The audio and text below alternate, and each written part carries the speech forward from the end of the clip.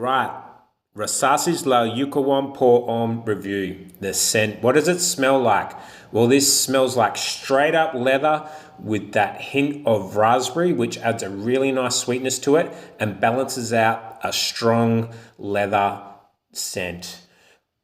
We've got the breakdown here of leather, fruity, sweet, animalic, amber, woody, musky, warm, spicy. But overall, what can you expect? You can expect that strong leather smell with that raspberry sweetness added to it. Now, if you're used to, or not used to, I should say, leather fragrances, or are curious about what leather is all about, I suggest going to your department store, trying some samples. You've got Tom Ford's Tuscan leather or ombre leather there. Not that this smells the same, but you've got Memo African leather or even Mercedes-Benz La Parfume, which are great leather fragrances. That's going to help you get a bit of a vibe whether or not leather fragrances are for you. Now, the big question, does this actually smell like Tom Ford's Tuscan leather? For me, absolutely yes. In the air, on clothes, it's very hard to tell the difference. They're extremely close. On skin, I have to really put my nose into it to start to pick apart the minor differences. I would say the Tom Ford has a little bit more depth and character to it, whereas the La Yuqawam is a little sweeter with that raspberry note being a little bit stronger. However, again, they are extremely close to one another.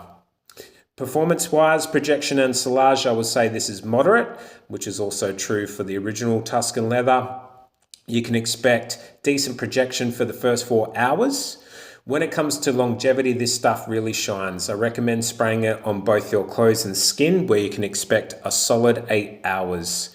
In fact, I recently pulled out a shirt from my wardrobe yesterday, and I could still get faint whiffs of the La Yuqawam from spraying it on that shirt a week ago. So when it comes to performance on clothes, it has absolute staying power. There's no issues there.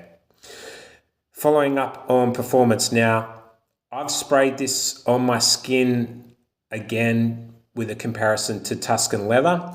I had a shower. Coming out of the shower, dried myself off. On one hand, I could still smell the La Yuqawam, and the Tuscan leather had pretty much all but washed away. So again, performance-wise, nothing to worry about. This stuff has some serious staying power. Compliments. Now, this is an interesting one.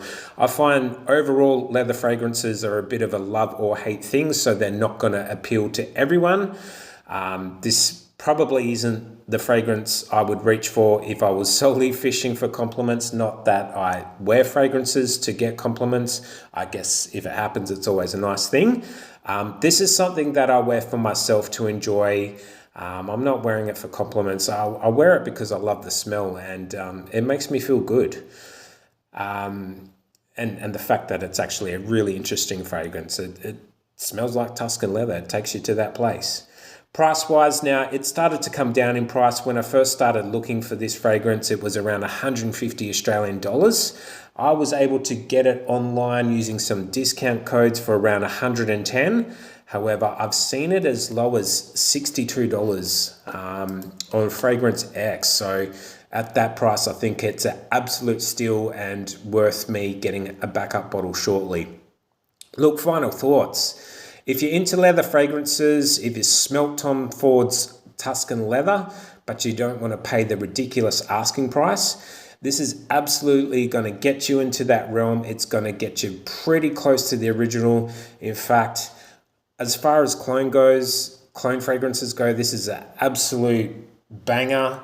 I mean, you are getting so close to the original, it's ridiculous. I'm giving this an overall score of 8.7. For me, I think it's an absolute steal. It's extremely close to the original. You're getting slightly better performance. Yeah, it's an absolute steal. It's a no-brainer. So if you're into leather, yes, I'm giving this a big thumbs up. Enjoy.